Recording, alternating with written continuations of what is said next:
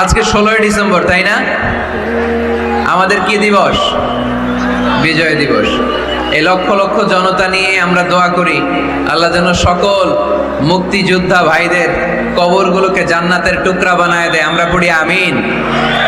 যতদিন বাংলাদেশ থাকবে ততদিন মুক্তিযোদ্ধাদের জন্য, শহীদদের জন্য দোয়া আমাদের হৃদয়ে আছে না নাই?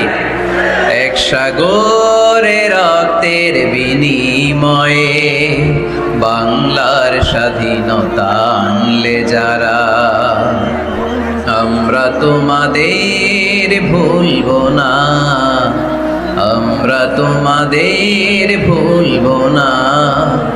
এক সাগরে রক্তের বিনিময়ে বাংলার স্বাধীনতা আনলে যারা, আমরা তোমাদের ভুলব না, আমরা তোমাদের ভুলব না।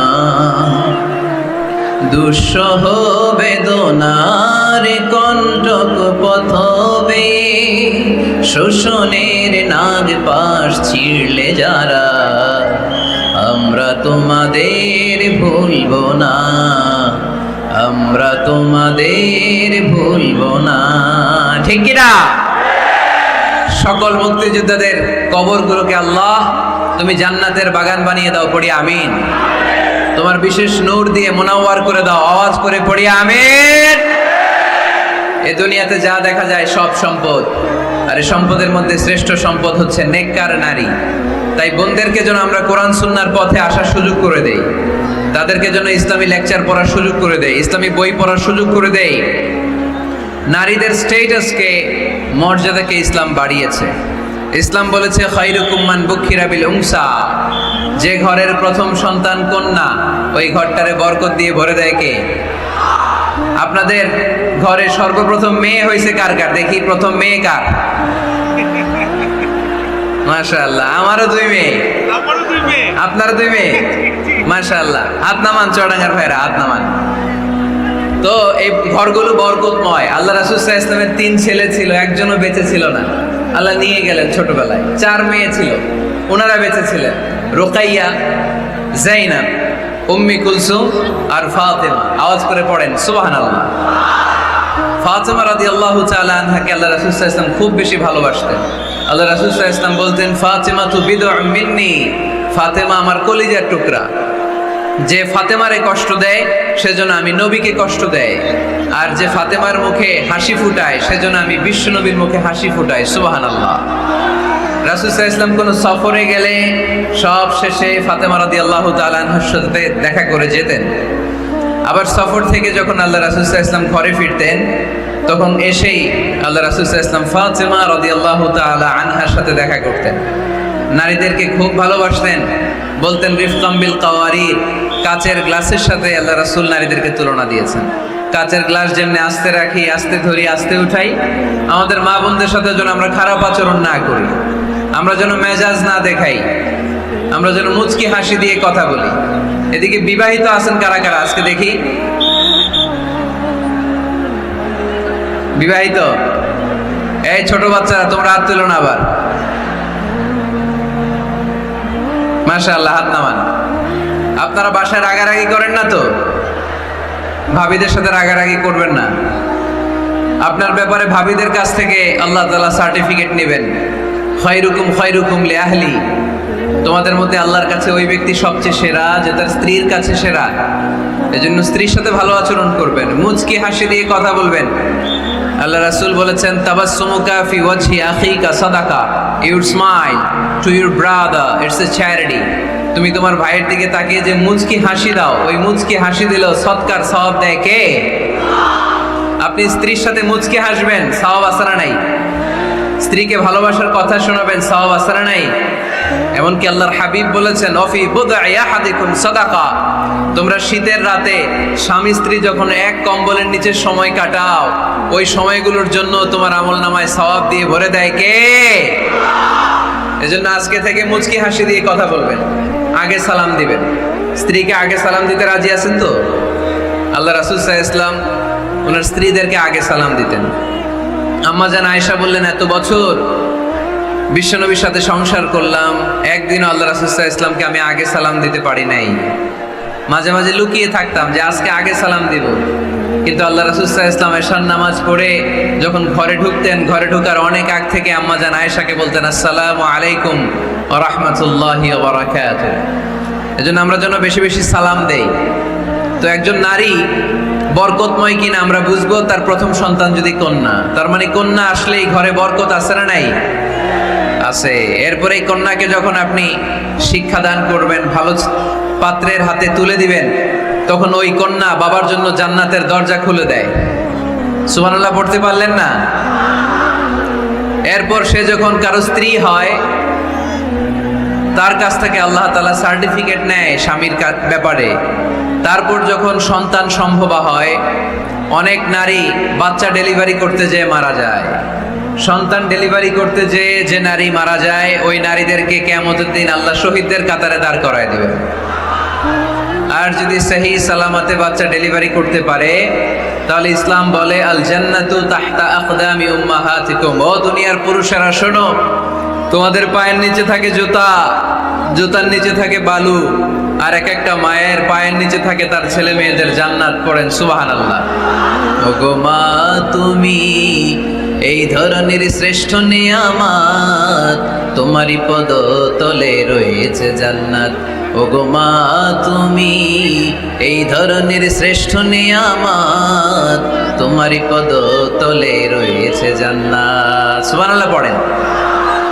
আচ্ছা, এই দুনিয়াটাকে যদি 100 বার আমরা বিক্রি করে দেই, ওই বিক্রির টাকা দিয়ে জান্নাতের একটা টেবিলের দাম হবে? এই দুনিয়াকে 2000 বার বিক্রি করে দিলে যেই টাকা পাওয়া যাবে, ওই টাকা দিয়ে যদি জান্নাতের একটা চেয়ার কিনতে চাই, ওই চেয়ারের দাম হবে? তাহলে যে মায়ের 2টা পায়ের নিচে আল্লাহর 8টা জান্নাত পড়ে আছে, ওই 8টা জান্নাতের ওই পা 2টার দাম কত? রাসূল সাল্লাল্লাহু আলাইহি ওয়াসাল্লাম বলেছেন লাউ কাতা'তা জিলদাক, তুমি তোমার গায়ের চামড়া কেটেও যদি মায়ের পায়ের জুতা বানিয়ে দাও, তাহলে ছোটবেলায় যে দুধ খেয়েছো, এক ঢোক দুধের শোধ কোনোদিন আদায় হবে না। চিল্লায় এখন সুবহানাল্লাহ। মায়ের এক ধার দুধের দাম, কাটিয়া গায়ের চাম, বাপুস বানাইলেও ঋণের শোধ হবে না। এমন দরদি ভাবে কেউ হবে না আমার মাহা, ঠিক কিনা? এজন্য মা বাবা যাদের বেঁচে আছে, আমরা যেন মা বাবার কাছ থেকে দোয়া নেই। পীর সাহেবের কাছে যদি দোয়া নিতে যান, দোয়া কবুল হতেও পারে, নাও হতে পারে। গোটা বিশ্বের সব পীর সাহেব যদি 1 গ্লাস পানির মধ্যে দোয়া পরে ফু দেয়, গোটা বিশ্বের সব ইমাম সাহেব যদি, খতিব সাহেব যদি 1 গ্লাস পানির মধ্যে দোয়া পরে ফু দেয়, আর আপনার আম্মা শুধু সুবহানাল্লাহ বলে যদি আরেক গ্লাস পানির মধ্যে ফু দেয়, আপনার মায়ের দোয়াটা মুহূর্তে আল্লাহর দরবারে কবুল হয়ে যাবে। এজন্য আব্বা আম্মার দোয়া নিতে রাজি আছি তো? যাদের আব্বা আম্মা বেঁচে আছে, আল্লাহ যেন হায়াত দারাজ করে, আমরা পড়ি আমিন। যারা আমরা আমাদের আব্বা আম্মা, আমাদের বটবৃক্ষগুলোকে হারিয়েছি, তাদের কবরগুলোরে আল্লাহ জান্নাতের বাগান বানিয়ে দিক, আমরা পড়ি আমিন। আর দেরি না করে আমরা সরাসরি মহাবিশ্বের মহাবিশ্বয় মহাগ্রন্থ আল কোরআন আল কারীম থেকে কথা শুনবো। বিশৃঙ্খলা করবেন না ভাইয়েরা। এই যে এই দিকের ছেলেরা এখনো থামতে পারতেছে না, ঘটনা কি? এই ছেলেরা বসে যাও, বসে যাও, আর আওয়াজ করো না। এইরকম বিশৃঙ্খলা তো আমি দেখি নাই কোথাও। সব জায়গায় আমি কথা বলার পরে পুলিশ ভাইরা নিয়ন্ত্রণ করার পরে থেমে যায়, কিন্তু চুয়াডাঙ্গাতে তারপরেও থামানো সম্ভব হচ্ছে না। মাশাআল্লাহ, এই তো থামছে। আমরা যে বইটা থেকে কথা শুনবো, চুয়াডাঙ্গার ভাইয়েরা দেহের সবটুকুন শক্তি গলার মাঝ বরাবর এনে আওয়াজ করে বলেন তো, এই বইটার নাম কি? এই কোরআনে কোনো ভুল আছে? সন্দেহ আছে? সংশয় আছে? আমাদের জীবন সমস্যার সব কিছুর সমাধান এই কোরআনের ভেতরে দিয়েছে কে? সমাধান চাও যদি জীবনে মরণে, ফিরে যাও খুঁজে নাও, চোখ রাখো কোরআনে, ঠিক কি না? সমাধান চাও যদি জীবনে মরণে, ফিরে যাও খুঁজে নাও, চোখ রাখো কোরআনে। If you want a solution this দুনিয়া এন্ড আখিরা, go back, have a look to the holy কোরআনে, ঠিক কি না? এজন্য আমরা সমস্যার সমাধান চাইলে চোখ রাখতে হবে যেই কিতাবের দিকে, কিতাবটার নাম আল কোরআন। এই কিতাবে কোনো ভুল নাই, এই কিতাবে কোনো সন্দেহ নাই, কোনো সংশয় নাই। এই কিতাবে যে সন্দেহ নাই এই কথা কোরআনে বলে দিয়েছে কে?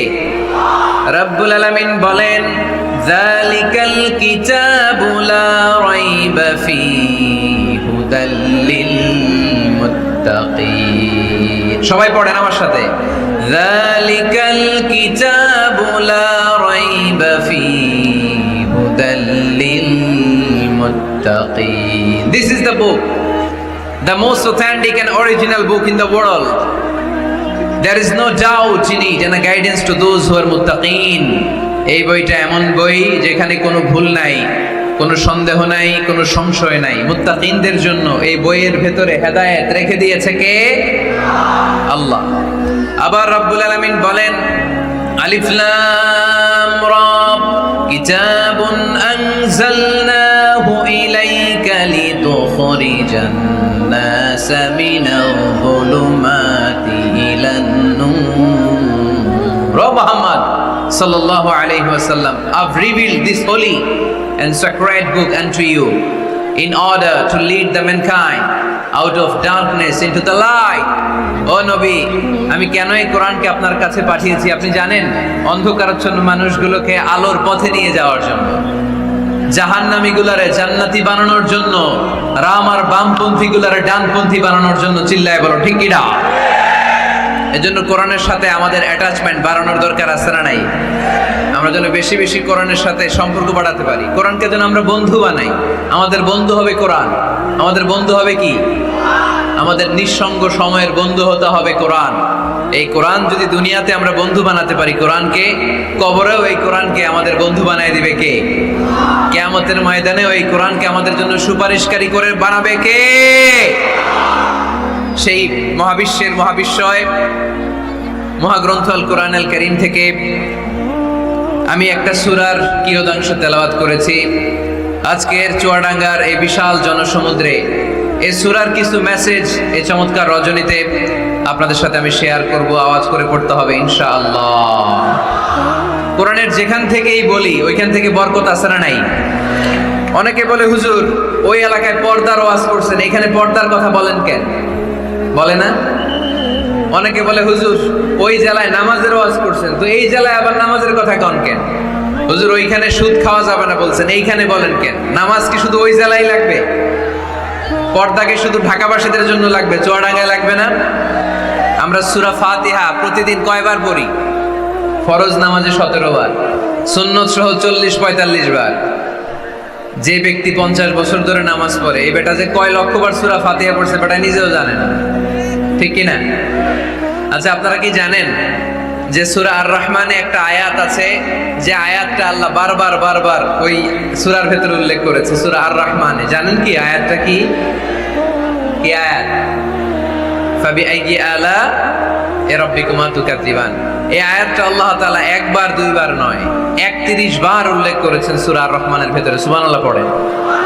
তার মানে জরুরি কথা সব জায়গায় বলতে হয়, বারবার বলতে হয়, চিল্লায় বলতে হবে, ঠিক কি না?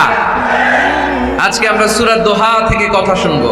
সূরাতুদ দোহা, আওয়াজ করে বলেন তো সূরাটার নাম কি? এই আপনাদের গলার আওয়াজ। সারা বিকাল আর সন্ধ্যায় চিল্লাচিল্লি করতে করতে আপনাদের এনার্জি শেষ, তাই না?